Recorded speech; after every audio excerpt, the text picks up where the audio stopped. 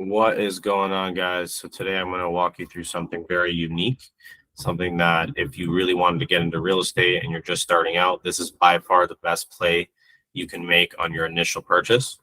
As well, even if you have a lot of money and you're sitting on a ton of money right now, this is still the best first action to take when investing in real estate in the US. Doesn't matter how much money you have, little down, lot down, and I'm going to show you why. So in the US, there's something called an FHA loan, and this is a loan that they give you. It's by the Federal Housing Association, and they give you up to 400K in total property value, which means you can go and buy something for up to 400K. In terms of like how much the property's worth, and then you need a minimum 500 credit score, and that has to be a FICO score. And then as well, the property you purchase with this loan must be your primary residence for 1 year minimum. So what that means is, and a lot of people are using these, but the problem is they're not using them correctly. So here's how I would start out, right? I would go to realtor.com and we're going to go through the full cycle. And let's just say I'm looking in, we'll keep it easier and we'll use Cleveland, Ohio.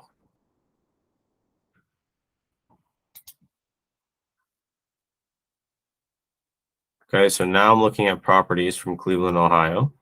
Some of them, for example, this one's 56 grand, this one's 164K. But let's just say I'm looking specifically for multi-unit, multi-family. Not only that, but I'm looking for at least 4 units inside.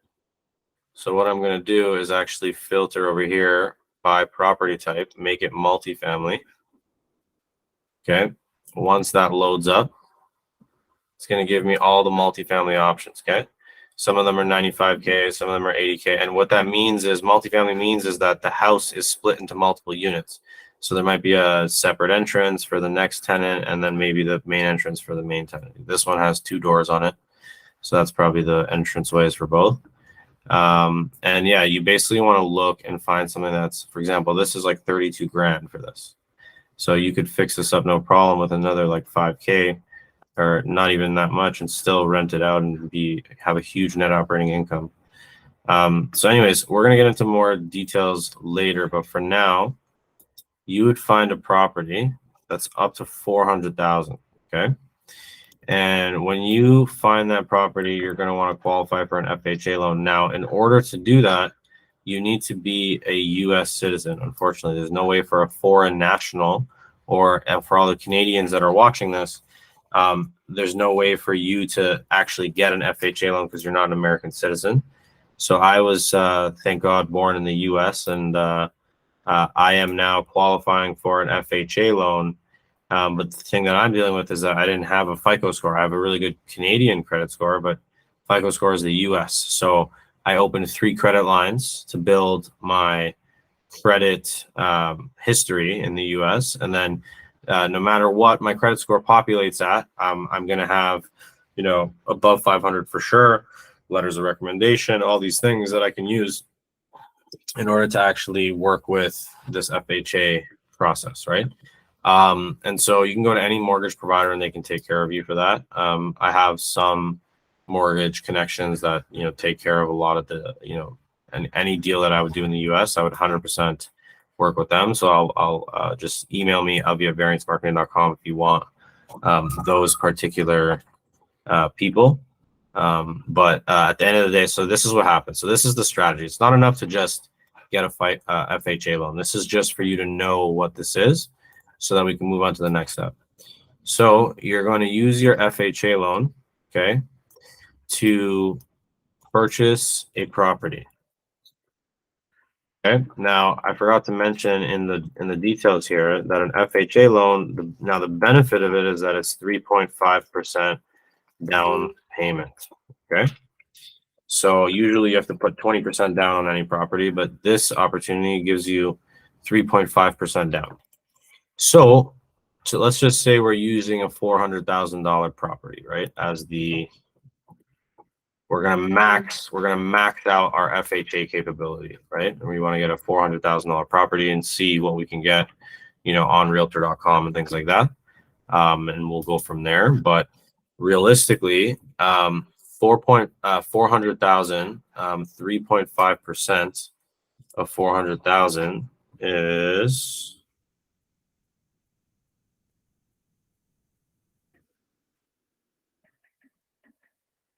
14 grand. So here's what we're gonna do. We're gonna put down $14,000, which isn't a lot to get into the real estate game, especially in the way that we're doing here because we're trying to cash flow. Here's what's gonna happen, right? If that's only gonna cost you $14,000 down, you can also get an FHA for a property that's 200K. Like there's a lot of properties here that are just like 100K, 200K. You can get FHAs for these if you still want an even lower down payment. So technically you can start for like 2K down, 3K down. But I would want to, because FHA, this strategy will only work one time. It's only for your initial purchase. So I'll say here, only for initial purchase. You can't use it again. So that's why I'm teaching you how to use it in the most smart way you possibly can. Okay.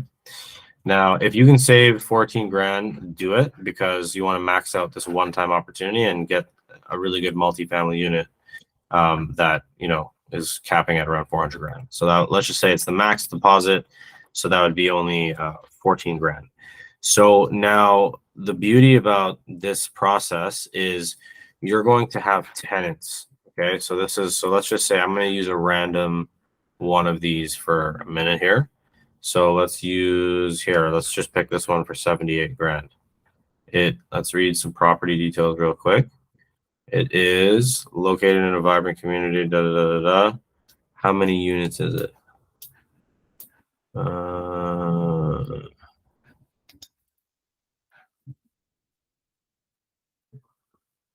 Okay.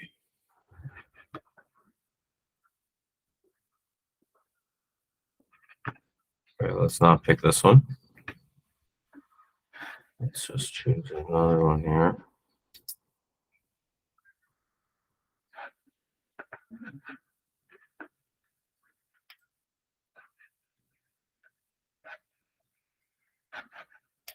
Okay, so this one has 3 units.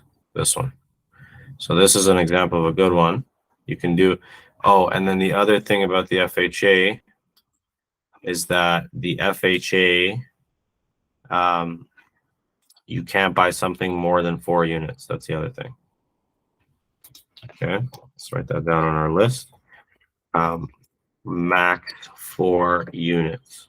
Okay.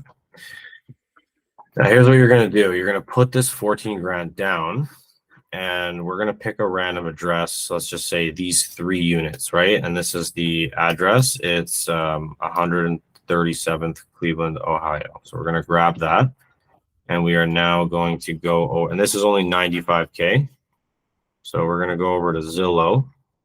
We're gonna see how much operating income would this technically provide us, right? So I'm going to put 137th Street, Cleveland, Ohio for rent, because I want to know how much it's renting at.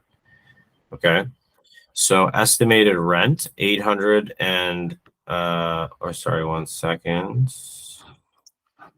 Let's just get on the same street. So 1 second.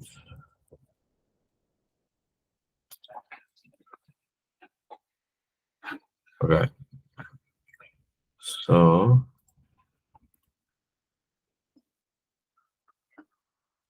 the monthly cost is around, let's just say that's for the mortgage. So we'll say property taxes 250, we'll say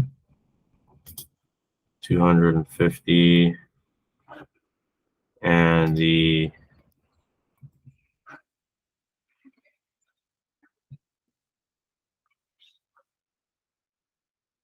walk score, transit score. Okay, so basically, technically, these are renting for $823 a month per unit. So if you have 3 units, okay, which is what this is going to provide. So you're going to have, let's just say we use that property, 3 units. We're going to say 4 for this example because that's what it should be. You want to max everything out. So 4 units. And the first unit is leasing at, on the same street for $823 per month. So 1 unit here times $823 per month times 1 unit again times. Okay, so then you have another unit, and then you have another unit. So that's 4 total units. Okay.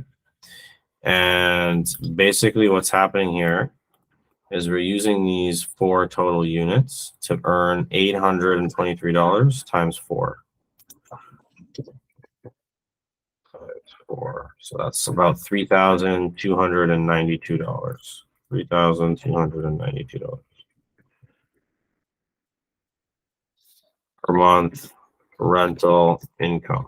Okay.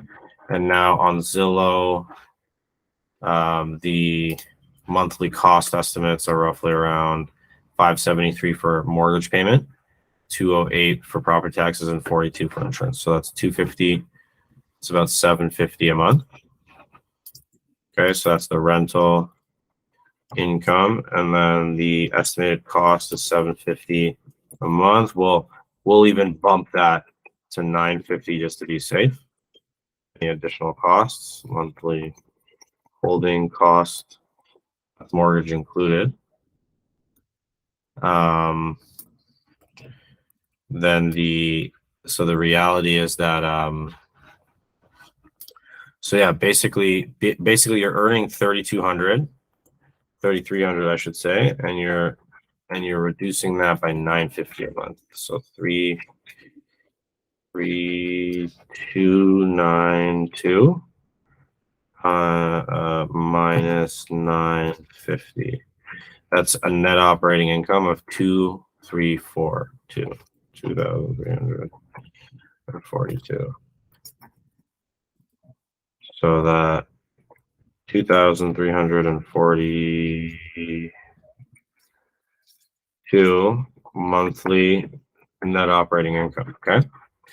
So, and if we take the monthly net operating income, which is 2,342, and we multiply that by 12 because there's 12 rent payments, that's a total on the year of 28,104. So 28,104 divided by the purchase price, which is essentially 400,000, gives us a cap rate of about 7%. Okay, that's so much better than what you can get in Canada and Toronto. In terms of cash flow, you're going to be earning passive income. So I'm going to summarize these numbers here. So that's roughly $28K a year in rental income and NOI. And then what you have here is a cap rate of 7%, which means it's a really, really solid investment. Toronto right now, you can't really get anything below 5 cap, or sorry, above a 5 cap. That would be the highest end of the market. So anyways, this, and what a cap rate does is it kind of breaks down the income and the profit of the property relative to the purchase price to give you an idea of how good the ROI is and the cash flow is. So now, essentially what you're looking at here is a beautiful investment where you're making $28,000 a year passively. You had to only put down 14K. So even after the first year, once it's rented out, you'll already have made a profit on the 14K down payment. As well, you can hold this property because the reason why you want to do this is because you have 4 units and it's going to be your primary residence. So you can fix up the units while you're living in that property for the year. And essentially what you want to do is make sure this happens as your initial purchase, because you can't do this on your second or third or fourth or fifth or whatever purchase after that. And the reason why you want to do this, number one, is because you can then what's called refinance. Once these are leased out, these four, and it has operating income, you can actually refinance the property. So what that means is you're then going to take out some of the equity, which is the 14 grand you put in, and you can borrow from the bank or from a lender against your property as collateral. And you're borrowing that money up front so that you can then go ahead and purchase a property, okay, second property, okay? And once you purchase the second property, you're basically doing the same. You're not doing the same process. You don't have to live there, but that's when you start your real estate journey. So if you do the FHA correctly, technically 14 grand can not only buy you your first property and get you NOI of 28K a year, and get your payback done within 1 year, as well as you can also refinance out that equity later and then go ahead and use that money that you borrowed against the value of your property with the refinance, use that money towards buying a second property. Like, 14K, pull that out.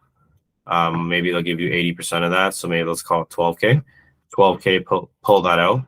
And now you can buy something with a 12K deposit down payment. So for example, this might qualify, right? Another multifamily, probably 2 units, 79 grand, right? So usually down payments for 20%. So 20% of 79,000 is 15 grand. So you would be just short with your 12K to buy this one, but you can definitely buy this one, and you can definitely buy this one, and you can buy more for sure if you look in the right markets. And the goal is to just lease them out, because if you can lease them out, that's what the bank cares about. They care about cash flow and that it's being used and that it's an asset and that you know what you're doing. But this is the best way to deploy the capital, because now this 3.5% down payment of 14 grand bought you a 400K property. So your portfolio increased by 400K, and you pulled out the equity while your tenants are paying you to then go ahead and buy a second property for cheap, to then also rent this one out and have this one also produce a net operating income, right? You're basically just, if you take out the money from here and use it on stupid stuff, then it's a waste of time. But if you refinance out the equity to get a loan so that you can then buy another property, that's genius. You're using other people's money. Now your real estate portfolio can go up by another, let's just say 100K, 150K, 200K. Now your real estate portfolio is a total of 700K, as an example, after that move. And it didn't cost you, it only costed you the 14, right? It only costed you the 14. Now, that's the beauty of this whole thing. You can actually put in a little bit more money, paint up the place, maybe put in 5K into renos and fix a few things up. That will also increase the value of the property. That's another way that you can maximize your refinance, right? Because your refinance, you want to maximize the loan value they give you.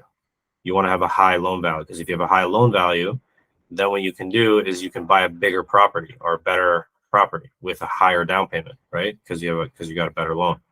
So in order to get that better loan, if you can also inject 5 or 10K into the property to make it nicer and increase its value in some way, for example, from 400K to, let's just say 450 or 500K, then let's just say 450, now it's 50K more. So when you refinance out your equity, that extra 50K you built in, it's worth it now, has been built into that refinance calculation, and you got more loan.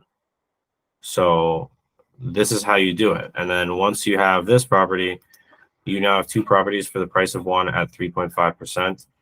And it's fun. You can do it, over 1 year and have fun in the process, building these and painting and managing and project managing, making sure you hire a team and that at least they're doing it correctly, while you're also hunting for your second one.